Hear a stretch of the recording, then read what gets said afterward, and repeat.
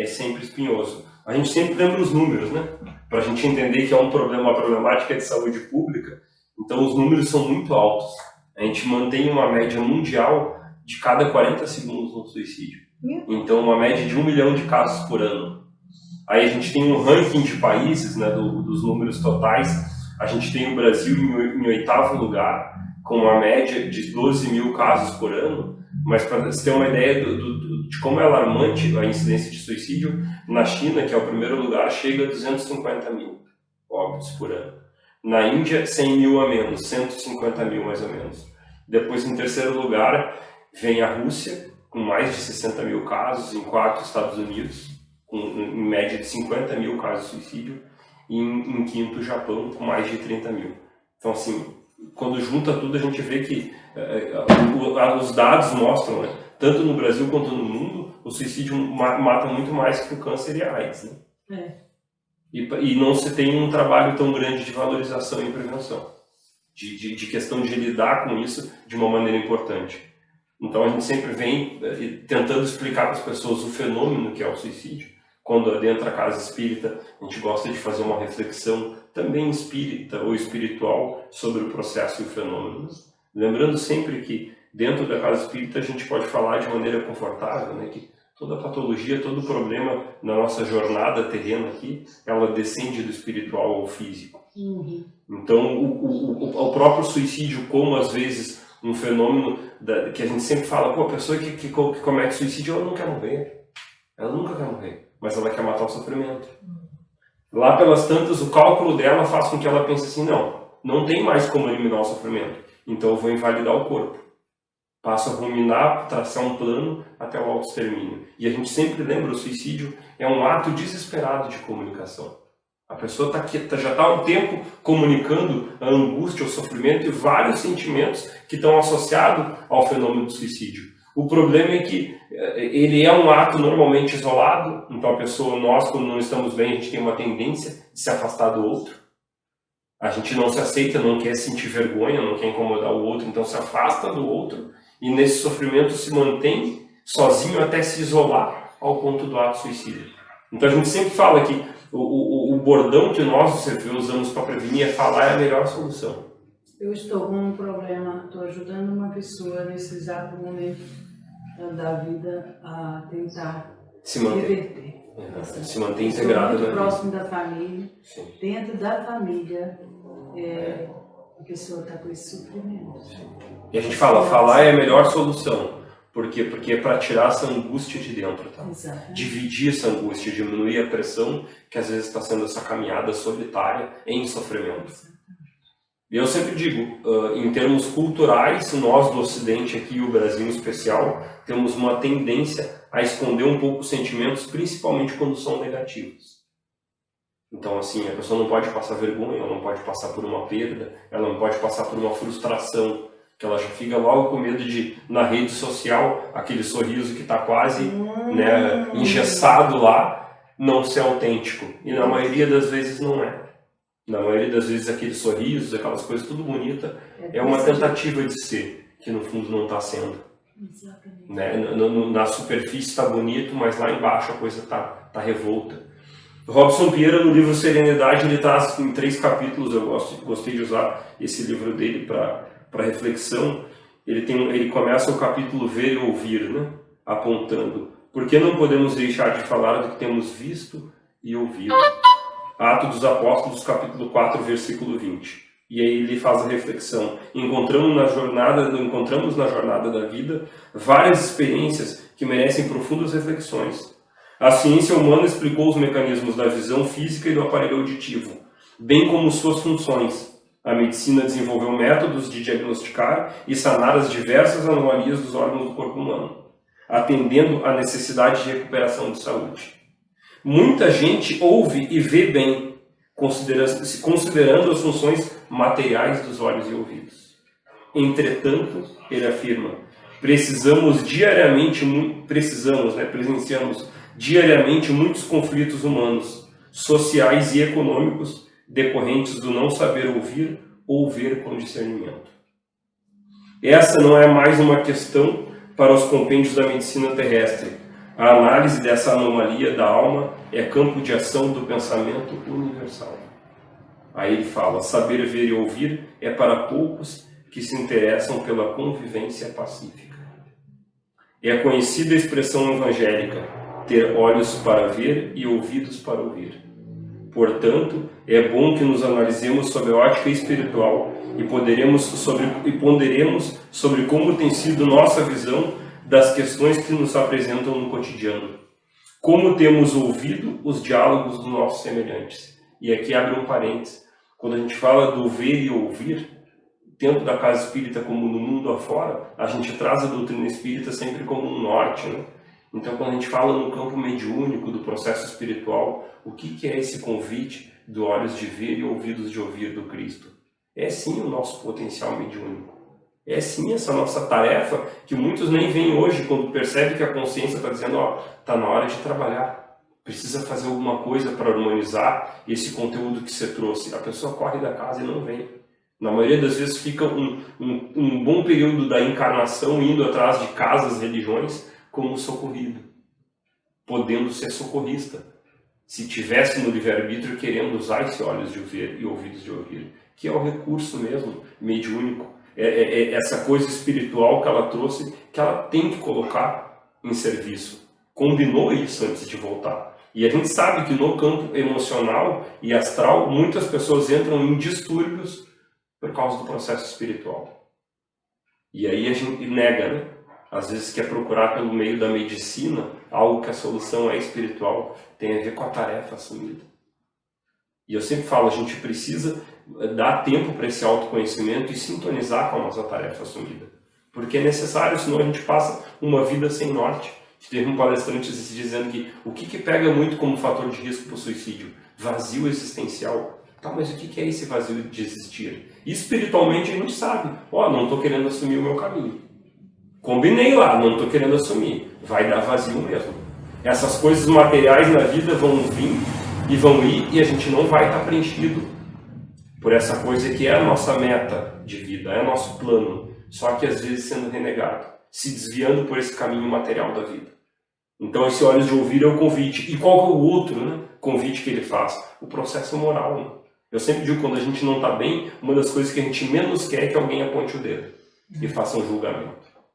Então, quando a gente não está bem emocionalmente, esse ouvir e ver o outro é amoroso, é acolhedor, é sabendo que às vezes ele não está fazendo certo, mas quem sou eu para apontar o dedo para o que o outro está fazendo? A gente não vem na vida para concordar com o que um e o outro faz, mas a gente é convidado a aceitar o outro como ele é, a compreender que cada pessoa que está fazendo o que faz tem uma razão de fazer, porque senão não estaria fazendo. Eu sempre digo, quando a gente pega aquele mandamento, honrar pai e mãe, né? Às vezes a gente vê uma coletividade reclamando da criação, que foi assim, que foi assado, que honrar pai e mãe é isso, é olhar para trás e compreender que o melhor foi dado. Era o que se podia fazer na época. Então foi dado o melhor que pôde. Não foi o que eu queria, tudo bem, mas eu compreendendo que foi dado o melhor que pôde, eu consigo esgotar aquela energia. Aquilo passa a não ser uma âncora para mim. Eu liberto a minha vida e a vida deles, a caminhada de cada um. Então esse ouvir e ver sem julgamento, buscando esse perdão e esse significado novo do passado, é a mesma coisa. Está no campo mais moral, mais em sintonia com o espiritual. Ajuda a nos prevenir. Ele fala assim, da mais alta importância essa questão, né? Depende da forma como vemos e ouvimos as coisas e as pessoas, nos ajuizarmos e nos comportarmos de maneira adequada. Muitos escutam, poucos ouvem. Muitos enxergam e poucos veem. Quando a gente fala de prevenção e está falando sobre a questão do suicídio, muita gente diz assim, mas é um ato de coragem, né? A pessoa conseguir fazer isso, tirar a própria vida. Outros vêm e falam o contrário. Mas é uma covardia, né? Essa é a extrema coragem e ao mesmo tempo, paradoxalmente, é a extrema covardia, né? E aí os dois extremos num ato só. E aí sabe o que a gente explica quando fala de prevenção? É que isso é só uma tentativa nossa de tentar explicar o inexplicável. Porque não é coragem nem covardia, é subjetiva a vida do outro. Eu não sei o quanto aperta ao pé dele a dor que ele está sentindo. Então quem sou eu para usar minha régua para medir se ele é corajoso ou covarde? Eu um vivo. Quando a gente fala de amor incondicional, que é lindo, que o Cristo trouxe, e na prática? Como é que é amar sem condições? Porque a gente fala bonito, né? Amor incondicional. Amor incondicional é amar sem condições de amar. A gente está fazendo isso, será? Eu digo que nessa transição de provas e expiações para regenerativo, está demorando o tal do amar sem condições. Por quê? Porque inconsciente a gente já espera uma troca. A gente já tem uma expectativa pelo outro, inconsciente, que inclusive é uma das coisas que nos faz sofrer. A gente fala, o pessoal pergunta, o que mais faz as pessoas ligarem para o CVV, por exemplo, para conversar? Dor, sentimento, expectativa quebrada, tudo que a gente pode imaginar de perda. Mas o que é perda? Coisas que a gente queria e que a gente tinha e que perdeu. Seja emprego, seja empresa, seja um casamento, seja alguém que faleceu, um luto. Todas as nossas perdas normalmente vão gerar sofrimento. E isso faz com que a gente busque diminuir esse sofrimento. Então a gente fala como que a gente vai mensurar o sofrimento do outro. A gente, quando está dando o curso do CVV, para treinar voluntários, a gente pergunta, né? Quem que vocês acham que sofre mais? Aquela senhora que ficou 60 anos casada ou a menina que perdeu o namorado de 1 ano de namoro? Tem como medir? Não tem. O sofrimento da pessoa, da alma e do ser é sofrimento. Então quem sou eu para julgar? Esse olhos de ver e ouvidos de ouvir é para refinar esse amor, sem julgamento, que colhe, que dá o ombro, que não empurra a pessoa e também não puxa. De falar, por que é tão difícil, né? Como vai você, a pessoa, se abrir? Sim, ela já acha que não é normal falar sobre isso. Né? A pessoa daqui a pouco vai dizer, amanhã o sol vai nascer, tudo passa, sabe? Falsa reanimação para o outro. Quando, na verdade, às vezes ele só quer um ombro, ele só quer chorar, ele só quer um abraço. Seria mais fácil não tentar verbalizar aquilo que para o outro é muito difícil, quanto mais para nós que não estamos ali, às vezes, vivendo o que ele vive. E aí ele traz felicidade, né, num capítulo. Ele diz assim, bem-aventurados os pobres de espírito. Todo homem busca a felicidade. Todos procuram realizar-se na busca do amor. Mesmo quando o homem erra pelos caminhos tortuosos da viciação e do desequilíbrio, ele obedece ao impulso da busca constante da felicidade. E a gente fala a relação nossa com coisas, com droga, com álcool, com tudo aquilo que vai nublando o livre-arbítrio, é fator de risco para o suicídio. É fator de risco. O uso abusivo de drogas. Quando é drogas ilícitas, qualquer uso, mas o uso abusivo já é um direcionamento de que o meu valor de viver, para se manter, eu estou precisando de um antídoto. Um suicídio inconsciente. Inconsciente, o pessoal fala, porque não está tendo consciência às vezes, né? Indiretamente, às vezes, está cometendo suicídio.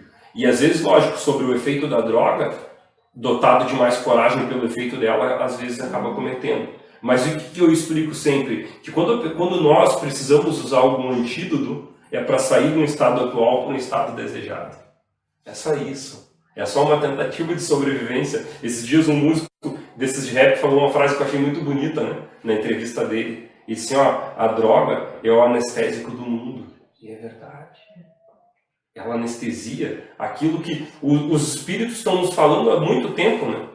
Pô, se você está feliz e satisfeito no mundo que você está, alguma coisa não está legal.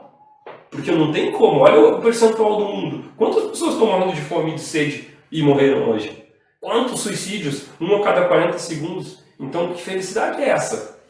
Que, né, não tá em sintonia muito. Talvez ela esteja virando ou vibrando num egoísmo muito grande que eu não estou percebendo. Tem que ter uma certa inquietação com as injustiças, né? Com as dores.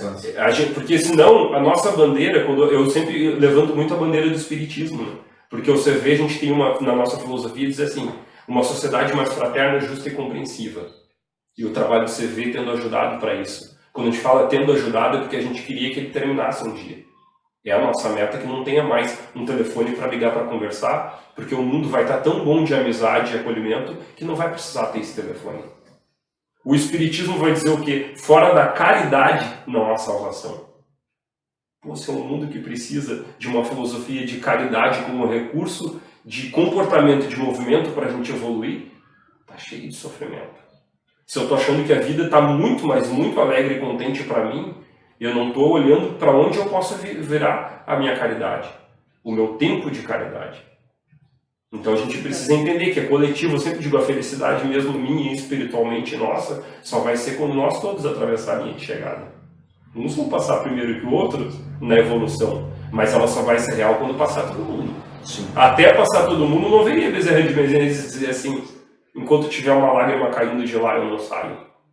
Tem trabalho para fazer. E a gente precisa entender que sair um pouco desse nosso processo para buscar o outro com o recurso da caridade é fundamental. Ele fala assim, algum dia entenderá que a felicidade almejada e não encontrada nas fugas da realidade é produto do equilíbrio interior e que somente dentro de si é que a encontrará. Eu costumo dizer sempre, o processo nosso de busca espiritual, ele é de fora para dentro. A gente não adentra o espiritismo ou religião que seja, normalmente por um impulso só do guia, do mentor. Não, vem alguém que nos leva. Ou começou com a família lá, quando, num tempo não muito distante no Brasil, só tinha católicos, né? E aí eu conversando, né, com o Juvan um pouco, ele, e a questão do movimento da Casa Espírita, mas eu estava em Caxias do Sul, há uns meses atrás, lá lendo sobre a primeira Casa Espírita da região, e aí entendendo o nosso movimento político-social do mundo. Há pouco tempo atrás, quando a primeira Casa Espírita de Caxias do Sul, no Rio Grande do Sul, as pessoas vinham na palestra assistir, tinha que assinar o nome. E se acreditava, e hoje se assina o nome no livro de preces, né, para fluidoterapia, naquela época tu assinava o nome para a polícia saber quem estava na Casa Espírita. Era um livro, quem que está indo ali. Então o espírita era controlado naquela época. E não é muito tempo atrás.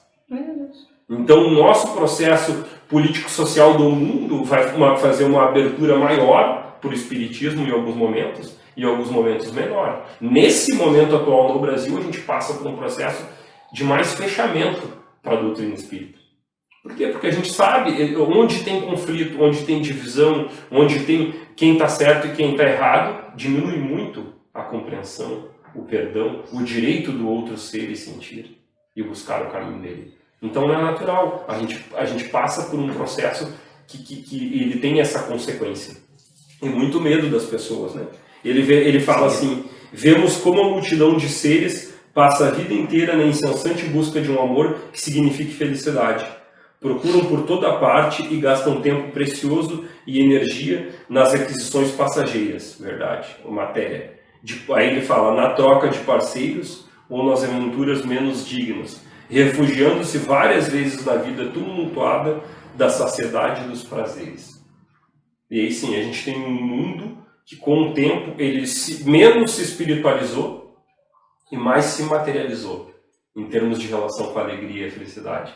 Lógico que o que tem acontecido conosco no espiritismo, não muito, na sua média, né? Pessoas adentrando a visão espírita ou espiritualista da sua verdade. Mas a gente vê que o outro contingente que se espiritualiza porque tem uma dor na relação com a matéria. Então eu fui viciado, então eu estou desempregado, então minha família foi arrebentada. E tudo coisas que eu estava ali dentro. Né? Muitas vezes tem que chegar numa experiência extrema, né? Para ir buscar a espiritualidade. Exatamente. Né? E aí eu sempre falo, nós ainda em coletividade maior temos buscado a religião e a espiritualidade como uma moeda de troca. Olha, vou fazer tudo certinho para receber também, tá? Eu quero receber, então eu vou fazer certinho para receber. E espiritualmente não é bem assim que funciona. Quando a gente consegue entender o processo de reencarnação, a gente vai entender que estar aqui podendo fazer algo já é o prêmio que a gente ganhou. Só o fato de estar aqui podendo fazer, mesmo que eu não venha. Porque aqui eu estou querendo fazer algo para alguém, eu não estou indo pedir. Então já tem um prêmio muito grande na condição que eu estou. Quando a gente treina os voluntários, a gente fala, por que no nosso trabalho lá de apoio emocional voluntário não se fica reconhecendo muito as pessoas? Tem um processo muito discreto, né, na relação dos voluntários. Porque a gente fala, o ganho, o reconhecimento em estar trabalhando no CV é a oportunidade de estar trabalhando.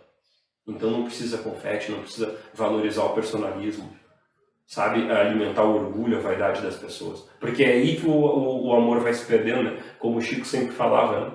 Quando o trabalho cresce, o amor desaparece. Por quê? Porque a gente vem com essa ânsia, né? Do reconhecimento, de estar ali, de estar... E agora, no momento atual, com o advento da comunicação virtual, mais ainda. Né? Se achando importante. Todo mundo quer ter likes, quer ter visualizações, sabe? E é um movimento que não tem como voltar. Virou uma natureza nossa, mas a gente não pode perder a nossa essência com isso. que é essa essência do amor, do carinho, do acolhimento, do aceitar o outro como ele é, de conseguir pensar e compreender esses movimentos nossos. Aí ele fala, buscam em vão, né? Procuram sem encontrar. Acontece que a felicidade não é um produto fabricado pelo homem, nem vendido nos bares da vida. A felicidade completa ainda não é própria dos mundos inferiores. Mas a procura por essa felicidade verdadeira começa e termina sempre dentro de cada um. Muita gente perde o seu tempo procurando a felicidade fora de si. O Espiritismo vem trazer ao homem o conhecimento das leis da vida e convidá-lo à busca da realização e da realidade íntima. A doutrina espírita ela nos oferta com muita paciência, né? E muito carinho. Essa luz vai ter que brilhar de dentro para fora. Não adianta ter milhares de livros ali para mim ler, se de dentro para fora essa chama não acender, para que tudo aquilo que eu leio eu possa colocar em prática. Porque senão eu vou ser só mais um conhecedor daquilo que está escrito. Com pouco resultado até para mim espiritualmente. Talvez esperando que no desencarnar eu possa compreender melhor o processo e estar mais, né, amparado lá. E não é. Na verdade a gente está sendo medido pelo tempo que a gente consegue colocar em prática aquilo que lê, aquilo que recebe, né, da nossa consciência. Então precisa esse contato de dentro para fora. Tem que ter esse link. A gente sempre fala que o processo nosso espiritual, por ter essa relação muito íntima com o livre-arbítrio, nos coloca muitas vezes em armadilhas. Né?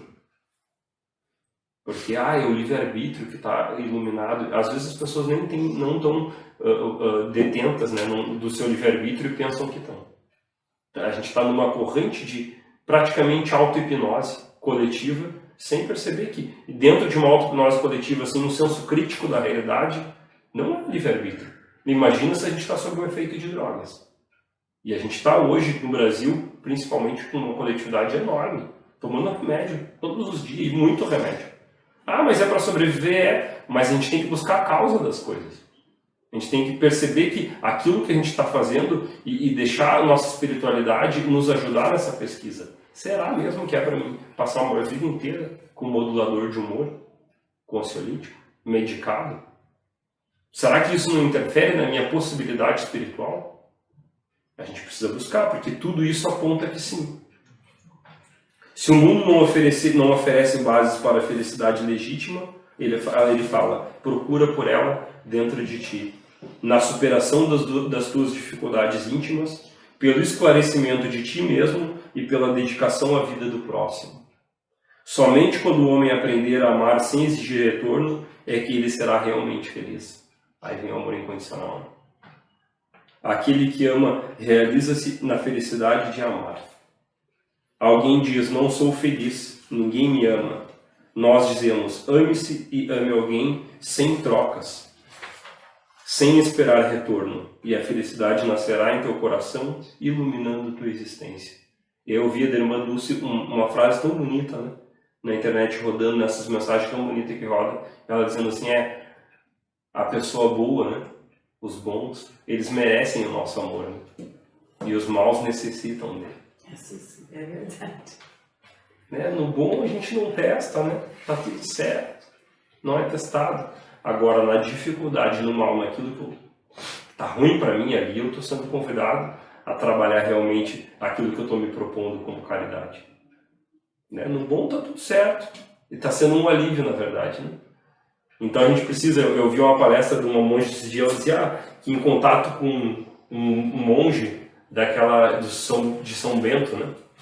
Daquela ordem de São Bento, e aí eles têm uma tática interna para conseguir, no contato com as pessoas, eles sintonizarem com aquilo que eles acham mais adequado, né? Então quando eles veem alguém, uma pessoa nova, ou até eles procuram pensar que Jesus está ali nela, disfarçado.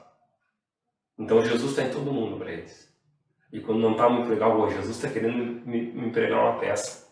Deixa eu analisar bem, e aí eles vão para o comportamento sempre como se estivessem lidando com Jesus. Não sei se você viu, André, Tem água aí? Tem. Não foi no Saia Justa,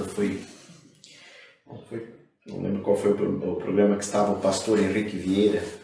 E o pastor Henrique Vieira, do Rio de Janeiro, disse, né, se você olha a criança passando fome, você se revolta com Deus.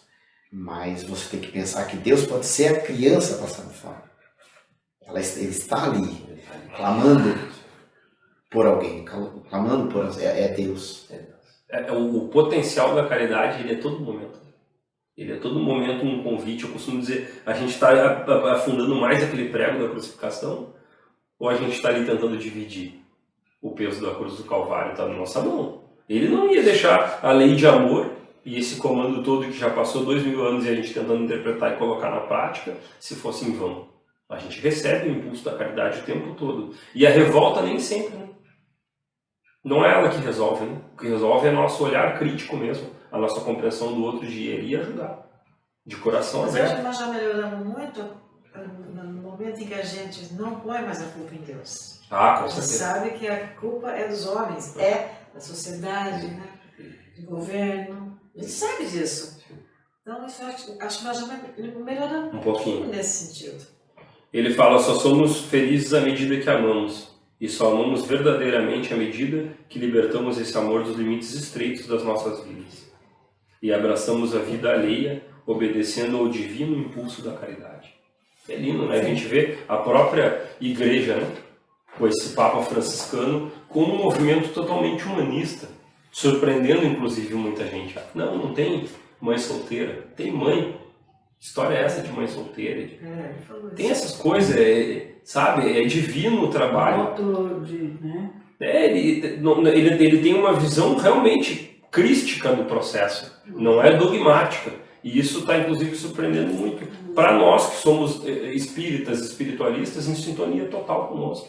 Que inclusive quem espírita, por exemplo, e né, segue e vai entender que toda pessoa que está na religião que está porque precisa. Você não está ali, é um estágio. E a gente sabe também que se ela chegar até o espiritismo, ela já vem com uma mala de responsabilidade enorme, como o Evangelho fala.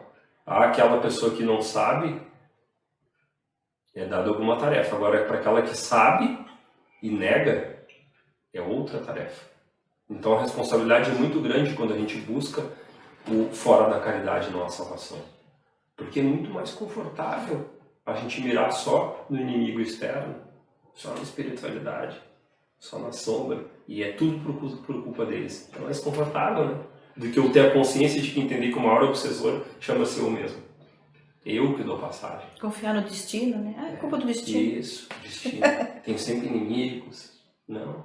É nós que damos a condição dessa ameaça, dessa sintonia e do resultado que muitos irmãos mesmos que estão em cobrança nossa esperando a nossa queda. É assim, é um processo. É aquele grito do guerreiro lá do filme, né?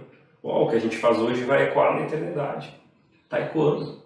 É um eco na eternidade. Todas essas vidas que a gente vem aqui e hoje estamos na condição aqui. Aí ele traz assim, nossa parte tem a ver com o trabalho. Mas Jesus, tomando pela mão, o ergueu e ele se levantou. Não estás de todo impossibilitado. Não te encontras fadado à estagnação. O trabalho superior não está circunscrito ao corpo físico. E mesmo que tuas mãos ou teus pés fossem impedidos de ser funcionais, tens tua voz, teus olhos e ouvidos. Tua inteligência que poderão ser colocados a serviço do bem. Ninguém está desvalido ou se encontra deficiente de possibilidades. O trabalho divino exige parceria, e parceria quer dizer trabalho conjunto. Essa condição é indispensável para que se possa haver fraternidade. Como um time, né?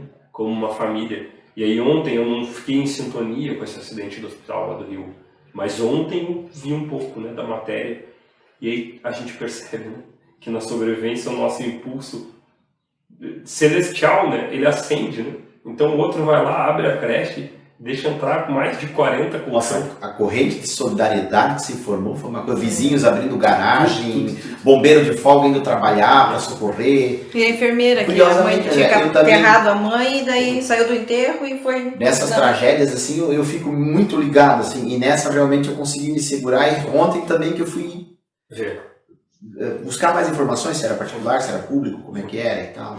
Então... Tem um start, né? A gente vê aqui perto quando tem enchentes, né? E a última já 2008, 2012 na nossa região lá, quando a gente está sob ameaça, o espírito da caridade que está ali, latente em nós, ele acende. E aí a gente vai se socorrer. E socorrer quem está pior. E numa condição pior. Então ela está em nós, né? Ele fala, se fosses todo o suficiente, talvez teu orgulho falasse mais alto. Se pudesse só fazer tudo, outros não teriam o que realizar. A providência sabiamente colocou cada um em seu lugar. Não estás deslocado, não te encontras impossibilitado. Ele fala, olha em torno de ti e verás se multiplicarem as oportunidades de trabalho e serviço no bem. Algo podes realizar. E se não descobriste o que fazer com os recursos que a divina providência te conferiu, pode ainda amar, ser otimista e orar. O mundo precisa de oração e o homem precisa de esperança. Oração e esperança, né? Fé e esperança. Uma corrente talvez nossa prática de reduzir o índice de autoextermínio de suicídio. Oferece 5 minutinhos, 10. Aponta um número, liga lá no 188, vai para a casa espírita tomar um passe. Vai sem medo, vai ser legal. Buscar, né? E a oração por essas pessoas, fundamental. Que é a nossa porção de ajuda naquilo que está invisível, naquilo que é impalpável. Né? A gente tem essa condição. Não deixes o tempo passar, ele assinala. Pois aquele que se apresenta para a tarefa superior, o tempo não permite lamentações. Anima-te e segue avante. Deus espera em ti. Eu sempre lembro, né, que quando a gente vem para o Espiritismo e para o processo religioso, né, que oferece o trabalho, né, como uma forma de alívio e até autoconhecimento e autoevolução, a nossa intenção é, quando for para o plano espiritual, chegar lá como um socorrista. Como quem vai trabalhar, não como quem vai ser socorrido. Né? Não ter que ficar lá, sabe, remoendo as coisas e, meu Deus, eu tinha combinado tudo isso e não deu. Né? Ou nessa própria, talvez, né, por não cuidar, não que a gente está livre, mas talvez ir por um caminho. André Luiz que pensou que chegou lá fosse ajudar, né? Não deu certo. Estava cheio de coisinha, né? Mal feita no templo do espírito, no corpo físico. Eu já tenho varrido a casa espírita por aqui já. Se chegar lá querer pelo menos por a vassoura eu tô ligado. Né? Eu também já fiquei. Aí eu chego lá, tem alguma tarefa abaixo de varrer. Sim. Eu já li no banheiro aqui. Aí Chico tem uma mensagem aqui bonita, né? de reflexão para essa data. Ele fala assim, ninguém sem esperança, assim, ninguém sem Deus. Contempla o céu nos dias em que a sombra te invade o coração e pensa na inalterabilidade do amor infinito, que verte do Criador para todas as criaturas. O mesmo sol que te aquece e nutre é aquele mesmo sol que nutriu e aqueceu bilhões de criaturas na Terra, no curso dos séculos incessantes. Quase todas as estrelas que hoje se te descerram os olhos são as mesmas que acompanharam os homens na queda e no levantamento de civilizações numerosas.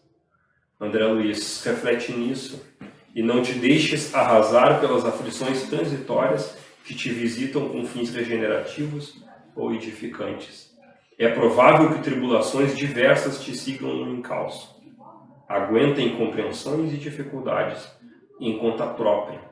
Toleras lutas e problemas que não criaste. Carregas compromissos e constrangimentos, a fim de auxiliar os entes queridos. Ou erraste. Talvez. E sofres as consequências das próprias culpas. Não importa, entretanto, o problema, embora sempre nos pesem as responsabilidades assumidas, quaisquer que sejam. Aí ele recomenda, desliga-te, porém, de pessimismo e desânimo, recordando que a vida é 3/4 mesmo, na vida do que desfrutas. 3/4 em suas origens mais profundas, e o restante não é obra de tuas mãos. O poder que te dotou de movimento, que te desenvolveu as percepções, que te induziu ao impulso irresistível do amor e que te acendeu no pensamento à luz do raciocínio. Guarda recursos suficientes para retificar-te, suplementar-te as energias, amparar-te na solução de quaisquer empresas difíceis, ou reaver-te de qualquer precipício, onde hajas caído em desfavor de ti mesmo. Esse mesmo poder da vida que regenera o verme contundido e reajusta as árvores podadas nunca te relegaria à sombra da indiferença. Entretanto, para que lhe assimile o apoio plenamente, é imperioso te integres no sistema do trabalho no bem e no bem de todos, sem te renderes à inutilidade ou à deserção. Eu costumo pensar sempre que isso ouvido em uma palestra espírita muito tempo atrás, né? Quando ficava aquela coisa, o mal, a maldade, e aí o palestrante disse, o mal na verdade é a ausência do bem. É a ausência do bem. Tá no caminho o mal, vai chegar lá no bem um dia. Mas às vezes ele se rebelou. Já até esteve no bem, mas voltou para a sombra. Então essa indução nossa do perdão crístico é assim. Não importa o que o outro está fazendo. Às vezes é grave, às vezes é revoltante, às vezes, sabe, é muito difícil. Mas fazer o quê? Eu vou gastar minha energia querendo concordar com o que ele está fazendo.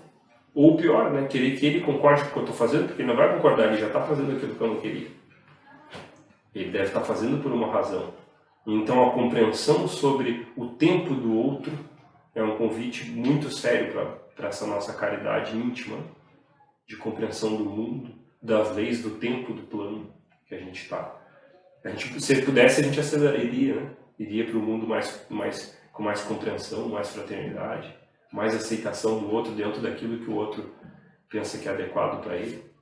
Quando eu falo de suicídio, e às vezes o pessoal, agora na última casa espírita, uma senhora olhou para mim bem emocionada assim, disse assim, e quando o pai deixa uma carta de despedida que cometeu suicídio por causa do filho?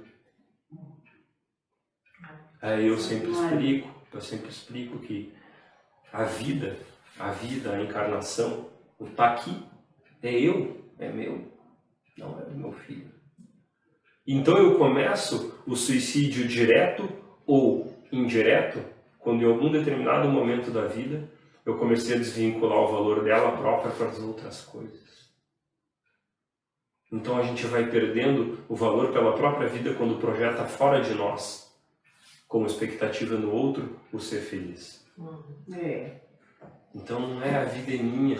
Quero perguntar, vocês têm uma estatística do suicídio, se está diminuindo, se está aumentando? Não, no Brasil ele está aumentando. Inclusive... Mesmo que você vê em ação? Sim. E não tem um trabalho com a família? Quando o que vai se suicidar tem família? Quando se fala do fenômeno, né, o suicídio, quando acontece, pelo menos 9 pessoas, de 9 a 20, mais próximas da pessoa, são altamente impactadas emocionalmente. Inclusive, é dado o status depois de sobrevivente do suicídio. Por quê? Porque muita gente, quando perde alguém querido pelo suicídio, às vezes pela dor, quer repetir o ato. Algumas até num processo de querer reencontrar a pessoa, que acaba repetindo do mesmo jeito. Então cometeu suicídio. Eu acho que a família deve ter algum ver os sinais, os sintomas. Eu tenho um sobrinho que se matou, casado com a minha sobrinha. Sim. E a irmã dele, psicóloga, dizia, ele me deu todos os sinais e eu não prestei atenção. É o saber e ouvir. Eu conheço família que já... 4. Já foi. O pessoal ainda tem um tabu muito grande em relação a isso, que é um tabu, não uma fábula, né? Que não é um fato. Muitas pessoas, por às vezes uma família ser recorrente dentro da mesma família, achar que está no sangue, né? Que seria uma genética. Que seria genético. E aí a gente explica que genético não é o sangue, a porção biológica nossa, mas uma coisa genética em nós que vira fator de risco para isso.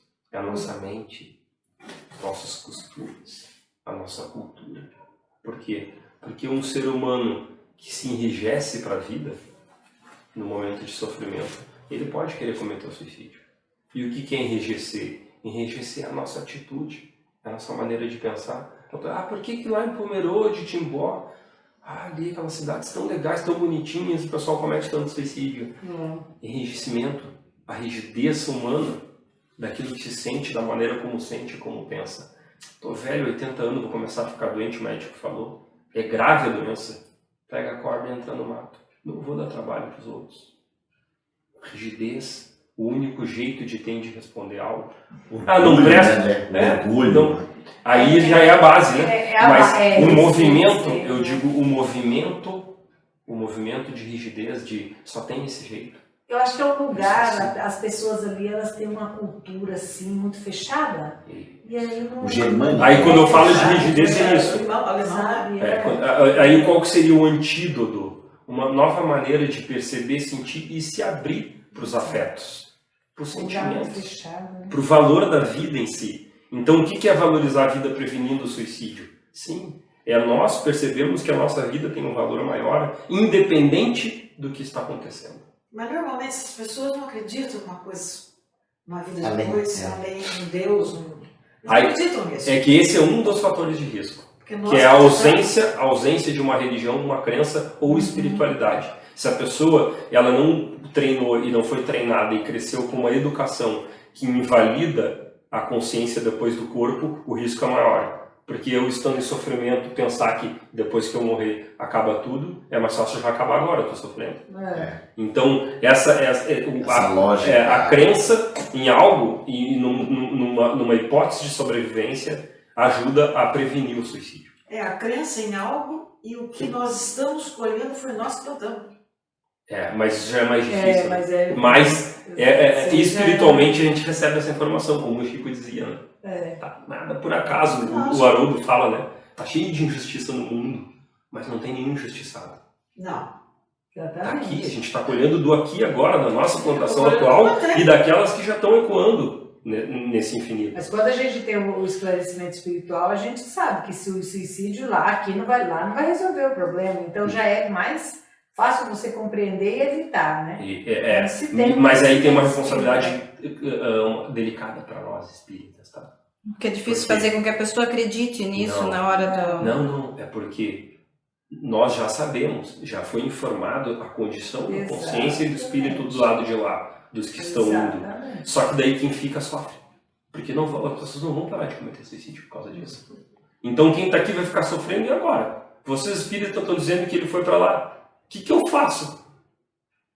Então a gente tem que ter muito cuidado com a destinação do irmão que fez essa opção. Muito cuidado. A gente precisa valorizar muito quando o irmão já fez a escolha de ir para lá pelo autoextermínio, de cuidar muito com o calor, com o afeto, com o acolhimento da família que fica, se aproximar da gente. Imagine décadas atrás, André, quando não se permitia nem que fosse sepultado dentro da área do cemitério. Exatamente. Tinha que ser fora. Mas muitas religiões ainda assim. Psicológico disso, né? E ontem eu li aqui uma poesia de Antero de Quental, Espírito, que está no Parnaso de Além Túmulo, sobre Deus.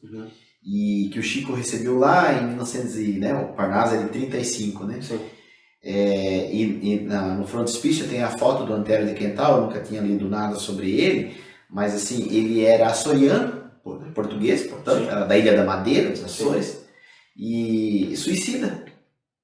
Agora veja a beleza da poesia que ele nos trouxe, quer dizer, que um suicida já em vias de se reabilitar, ou já reabilitado, né, porque já estava trabalhando na... Emmanuel conta que deu curso de espiritismo para os 56 poetas que participaram com o Chico do projeto do Parnaso. Ai, que lindo. No mundo espiritual. Emmanuel, o que é espiritismo? É isso, lei de ação e reação, blá, blá, blá. Como é que vocês vão encostar no Chico para ditar a mensagem e tal? Teve que ter uma adaptação da tecnologia. Tiveram que aprender do mecanismo todo, né? Sim. E ver, é um suicida, mas o suicida pode... a mesma regra vale, Sônia, e eu tenho uma preocupação muito grande, porque eu não vejo isso nas casas espíritas. Com o acolhimento da mulher que aborta. Sim. Nós somos contra o aborto? Somos. Ninguém é a favor do aborto. Sim. Agora, você não pode ir com o dedo em riste. O ato do aborto para a mulher, ele é devastador. Independente de se ela acredita ou não. É devastador. Você não pode julgar. Você não sabe em que circunstâncias ela chegou a essa decisão. E dentro do educandário espiritual, fora da caridade não há salvação, a gente precisa ampliar a nossa percepção e visão do que é caridade. Na caridade, ela não deveria, mas acontece, do irmão necessitando chegar na casa espírita e o trabalhador olhar assim, aí olhar assim e olhar de novo. Vem pra cá. gente precisa cuidar com o nosso impulso, com nossos medos, com os nossos preconceitos. Quando a gente convida o povo a dar apoio emocional voluntário, a gente desconstrói muita coisa que está na nossa sombra bem confortável. Inclusive, muito pouca gente fica. A gente não consegue formar muitos voluntários. Uns até passam, começam a dar plantão, nos primeiros meses já saem. Por quê? Porque a gente é convidado a lidar com o nosso preconceito do que o outro faz. Porque o outro liga para você ver. É diferente de ligar para uma religião, tá? Lá ele liga e ele fala tudo. Tudo. E tudo não é só quem está sofrendo. Primeiro por conta do sigilo, anonimato. Muitos ligam, acredito eu, né? Até porque não é uma religião. Ele já fugiu da religião, já está desapontado. Já está descrente. Não, e outra, é muito subjetivo o contato. As pessoas ligam porque precisam conversar. Só que todo mundo conversar é humano, né? Para se equilibrar. Mas as conversas nem sempre são de quem está sofrendo. Ela não se percebe sofrendo, mesmo sofrendo. Sim, e aí a gente ouve de tudo. Então a gente precisa entender o processo de como o outro está se percebendo. E isso é acolhedor. Termina com Emmanuel, né, dizendo assim: recordemos isso, e seja de que espécie for a aprovação que te amargue as horas, continua trabalhando na sustentação do bem geral. Porquanto, se te ajustas ao privilégio de servir, seja qual seja a prova a que te encontras, reconhecerás para logo que o amor é um sol a brilhar para todos e que ninguém existe sem esperança e sem Deus. Eu lembrava nesse nosso processo, né, de visão espírita, espiritualista da realidade de cada ser, né, uma passagem do Chico que dizia assim: cuidado, né, irmãos, com a relação que se tem com as religiões. Aí dizendo, sabe-se que lá no plano espiritual, quando uma mãe desencarna, e já desencarna com a ânsia de reencontrar um filho desencarnado antes, pelas vias do suicídio. Porque quando uma mãe perde um filho por suicídio, é uma encarnação que dali em diante fica pesada até o desenlace dela. E aí, quando ela chega lá, para poder visitar esse filho, quem é o intercâmbio? Aliás, o perder o filho em qualquer circunstância, né? Mas pelo suicídio é um peso maior. Como sempre, né? Como toda relação. E aí o espírito condutor, da mãe. O espírito, uma das falanges espirituais de condutoras do reencontro no lado espiritual de lá são as pombagiras. E aí pensa, espíritos muitas vezes mal falados.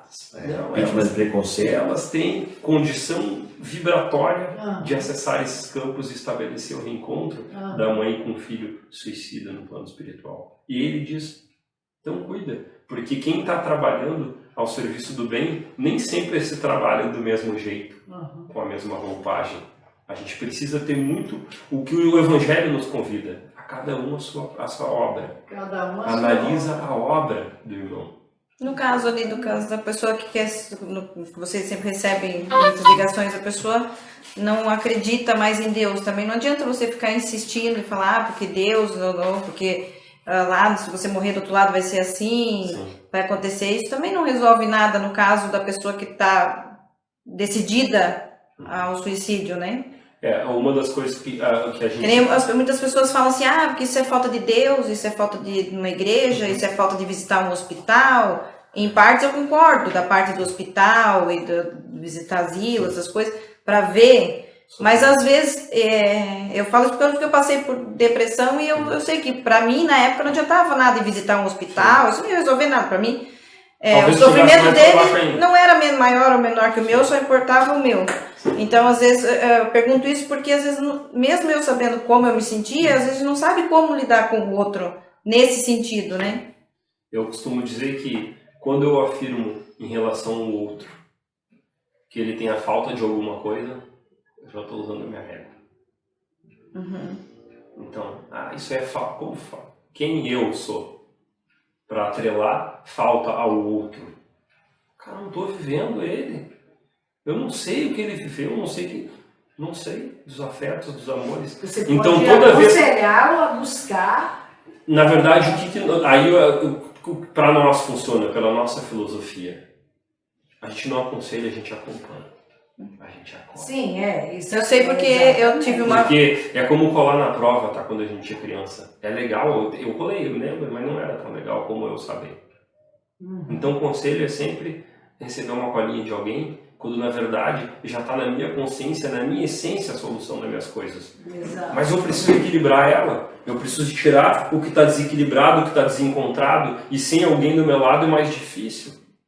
Muitas pessoas terminam as chamadas com os voluntários do CV ao longo dos anos, desde 62, agradecendo pelo conselho, quando o voluntário nunca dá conselho. Ela mesma narra todas as coisas que ela fala que vai fazer e já fez, e termina a ligação com alguém que ouviu ela de maneira acolhedora e compreensiva, e ela está agradecendo o conselho que a gente não deu. Ela tem como. Ela, na visão dela, é um conselho. O reorganizar o pensamento. É suprir o que ela... Assim. Quantas vezes a gente, na relação com o outro, diz assim, não faz que eu estou te avisando. O outro vai lá e faz exatamente o que você falou. Aí a gente fala, para a prevenção do suicídio, valorização da vida, para que correr esse risco? Mas o conselho que quando eu der o conselho e ela for lá, sim, e aquilo que eu aconselhei for fatal. Mas uma conversa muito bem conversada, mostrar o caminho, esse é o conselho que eu digo. É você mostrar o caminho, a forma que ela busca. Talvez ela nem saiba como buscar. Ela não está sabendo de que forma resolver. Muitas das vezes a angústia... Esse é o caminho que a gente dá. A gente busca ajudar dessa maneira, abrindo, né? É o conselho que eu falo nesse sentido.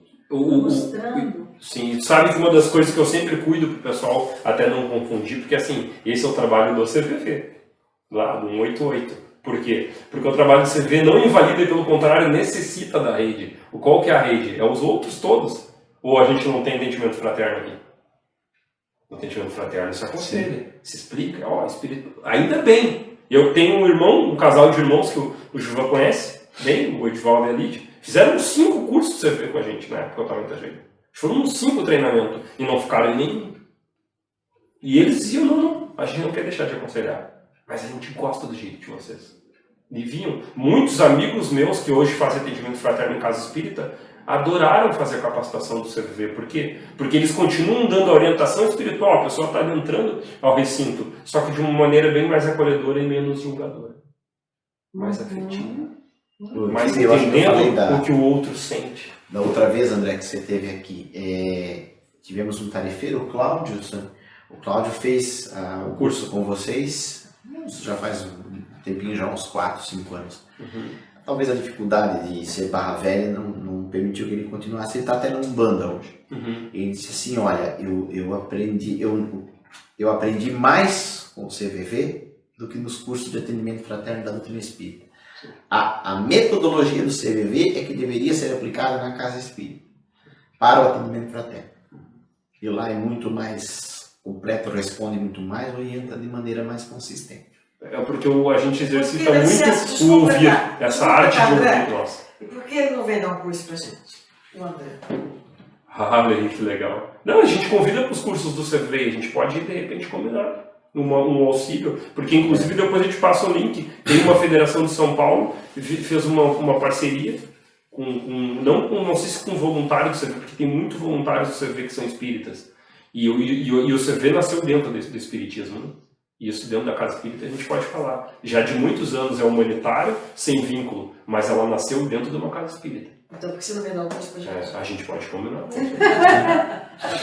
Algumas coisas a gente pode fazer com esse jeito do atendimento fraterno espírita, mas numa condição que a gente... É porque isso serve não só no combate ao suicídio, mas de uma forma geral a combater o filho que usa droga, o irmão, o parente. Nem todos são sofredores que vivem, né, são suicidas, né? Às vezes é um sofredor que não está pensando em suicídio, mas que é uma coisa assim, né? Isso para mim hoje foi fundamental, porque eu tô com uma bomba muito grande na minha mão. Isso. Eu entendo bem o que ele fala ali, porque eu tenho uma filha que tentou suicídio. E hoje ela não tentaria novamente porque ela tem medo da dor que ela passou. Quando tentou. Então aquele gatilho da sobrevivência foi ativado. Foi. Na verdade, o medo, não só a dor física, mas a dor de de saber que daí ela não ia ver mais a mãe nem a irmã, sabe? Aquilo pesou muito para ela. Mas E só que ficou sequelas, né? Mas... Nós tivemos um caso aqui em Barra Velha, né, de uma senhora que se jogou de um prédio aqui. Isso já tem um bom tempo já. Foi no final dos anos 90. Ela foi socorrida pelos bombeiros na época com vida, levada ao PA, e no PA ela faleceu. Quando ela olhou, a Secretaria de Saúde da época de Barra Velha, ainda viva, abraçou-se e disse: salva a minha vida. Nossa. Disse o quê? Eles se arrependem, né, no momento. Salva a minha vida. Por favor, salva a minha vida. A gente costuma dizer, tem um documentário que chama-se A Ponte. E aí essa ponte é um documentário que foi feito em cima da ponte Golden Gate lá de São Francisco, né? Que há muitos anos foi o local com maior turismo suicida, né, do mundo até. E aí tem um documentário sobre a ponte e algumas pessoas que relatam. E aí tem um rapaz que dá palestra nos Estados Unidos até hoje, ele se jogou da ponte, ele desistiu no meio do caminho e conseguiu ficar com o corpo em pé. Aí se quebrou todo, mas sobreviveu. E aí ele fala que quando ele teve o impulso de se jogar, ele já se arrependeu. Inclusive alguns legistas falam, né, quando vão ao encontro do suicida, que alguns pelo método do enforcamento, que ainda é um dos mais altos, muita gente tenta tirar a corda. Sim. E outros não, eles veem que quando a pessoa está realmente, não vê nem marca, ela cai reta e outros tentam se salvar. Então, é esse impulso da vida que A fica gritando o maioria tempo se todo. arrepende, não. Eu vi uma carta psicografada, aliás, eu vi a psicografia ao vivo, né, lá no Bacelli, lá em Uberaba. Eram 3 ou 4 irmãos na época, eu não lembro se a mãe estava junto, mas eu lembro dos irmãos muito emocionados porque identificaram na hora da leitura, né, como é comum nas sessões de psicografia. E o que ele fez? Ele usou a tática da corda, mas ele achava que só a corda não estrangularia ele a tempo. Quando ele pula com a corda, André, ele introduz uma colher na garganta. Ai, credo. E ele narra na carta.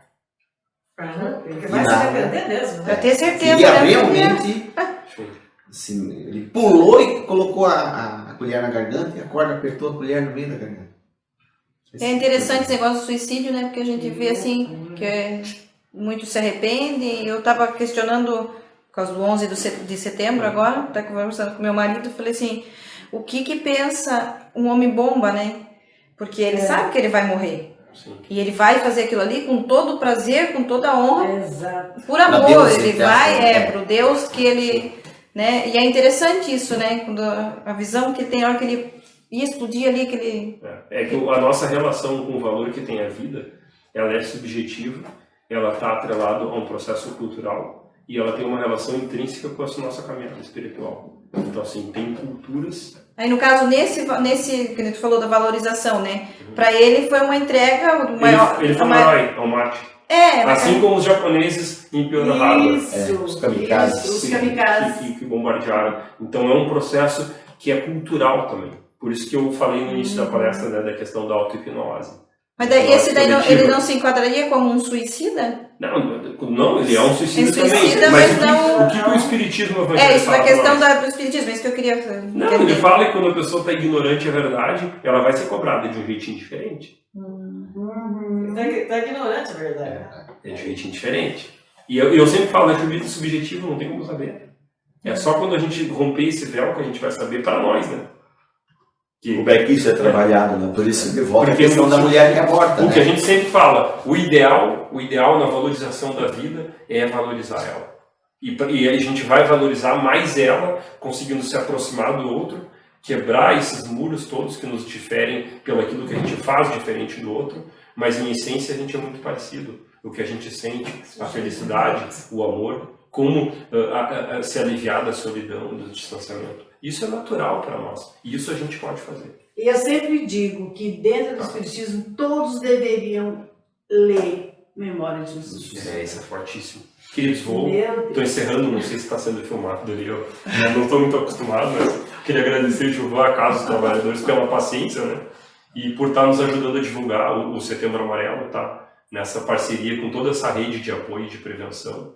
Né, desejar uma semana de luz abençoada e de muito trabalho e aprendizado para nós todos. Beijo, rapaz.